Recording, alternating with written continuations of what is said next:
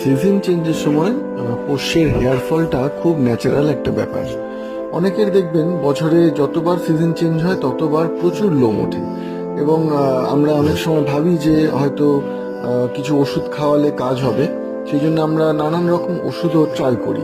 তবে এই ব্যাপারটা কিন্তু ওষুধ না দিলেও চলবে। আপনি যদি নিয়ম করে দিনে 2বার বা 3বার ওদের ব্রাশ করিয়ে দেন গায়ে, তাহলে এই যে ডেড হেয়ারস সেগুলো উঠে যায়, সেগুলো সব ঝরে যায়।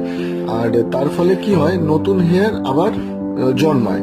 তো এই হেয়ার ফলটা খুব ন্যাচারাল ব্যাপার, ওই জন্য এটা নিয়ে অহেতুক ঘাবড়ানোর কিছু নেই। শুধু দিনের মধ্যে 2 থেকে 3বার ব্রাশ করে দিন। দেখুন কোকোর গায়ের থেকে কত ডেড হেয়ারস গুলো বেরিয়েছে। আমরা দিনে 2বার 3বার করে এরকম করি। আপনারাও করতে পারেন এবং করে কোনো লাভ হলো কিনা সেটা আমাদের অবশ্যই জানাবেন।